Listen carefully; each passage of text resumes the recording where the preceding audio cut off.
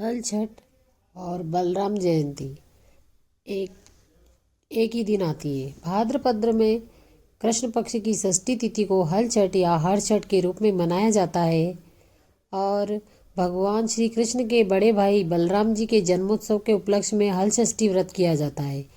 बलराम का प्रधान शस्त्र हल और मुसल था, इसलिए उन्हें हलधर के नाम से पुकारा जाता है और उन्हीं के नाम से इस पर्व का नाम हल षष्ठी पड़ा। हल षष्ठी व्रत विधि। हल षष्ठी के दिन प्रातःकाल स्नान आदि से निवृत्त होकर दीवार पर गोबर से हर छठ चित्र बनाया जाता है, जिसमें गणेश, लक्ष्मी जी, शिव पार्वती, सूर्य, चंद्रमा, गंगा, जमुना आदि के चित्र बनाए जाते हैं। इसके बाद हल छठ के पास कमल के फूल, चूल के पत्ते, हल्दी से रंगा हुआ कपड़ा भी रखें। हल षष्ठी की पूजा में पसाई के चावल, महुआ व दही आदि का प्रसाद चढ़ाया जाता है। इस पूजा में सतंजा यानी कि 7 प्रकार का भुना हुआ अनाज चढ़ाया जाता है। इसमें भुने हुए गेहूं, चना, मटर, मक्का, ज्वार, बाजरा, अरहर आदि शामिल होते हैं। इसके बाद हल षष्ठी माता की कथा सुनने का भी विधान है। हल षष्ठी की कथा अब मैं आपको सुना रही हूँ। प्राचीन काल में एक ग्वालिन थी। उसका प्रसव काल अत्यंत निकट था। एक ओर वह प्रसव से व्याकुल थी तो दूसरी ओर उसका मन गोरस बेचने में लगा हुआ था। उसने सोचा कि यदि प्रसव हो गया तो गोरस यूं ही पड़ा रह जाएगा।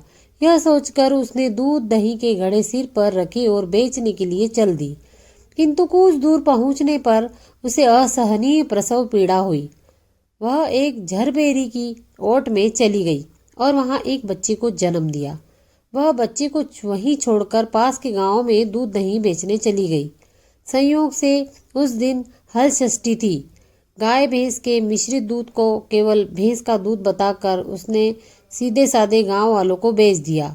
उधर जिस झरबेरी के नीचे उसने बच्चे को छोड़ा था, उसके समीप ही खेत में एक किसान हल जोत रहा था। अचानक उसके बैल भड़क उठे और हल का फल शरीर में घुसने से वह बालक मर गया। इस घटना से किसान बहुत दुखी हुआ, फिर भी उसने हिम्मत और धैर्य से काम लिया। उसने झरबेरी के कांटों में ही बच्चों को चीरे हुए पेट पर टांके लगाए और उसे वहीं छोड़कर चला गया। कुछ देर बाद ग्वालिन दूध बेचकर वहां आ पहुंची। बच्चे की ऐसी दशा देखकर उसे समझते देर नहीं लगी कि यह सब उसके पाप की सजा है। वह सोचने लगी कि यदि मैंने झूठ बोलकर गाय का दूध न बेचा होता, तो गांव की स्त्रियों का धर्म भ्रष्ट न किया होता, तो मेरे बच्चे की यह दशा न होती। अतः मुझे लौटकर सब बातें गांव वालों को बताकर प्रायश्चित करना चाहिए। ऐसा निश्चय कर वह गांव में पहुंची जहां उसने दूध दही बेचा था। वह गली गली घूमकर अपनी करतूत और उसके फलस्वरूप मिले दंड का बखान करने लगी। तब स्त्रियों ने स्वधर्म रक्षार्थ और उस पर रहम खाकर उसे क्षमा कर दिया और आशीर्वाद दिया। बहुत सी स्त्रियों ने आशीर्वाद देकर जब वह पुनः झरबेरी के नीचे पहुंची तो देखकर आश्चर्य हो गया कि उसका पुत्र जीवित अवस्था में पड़ा।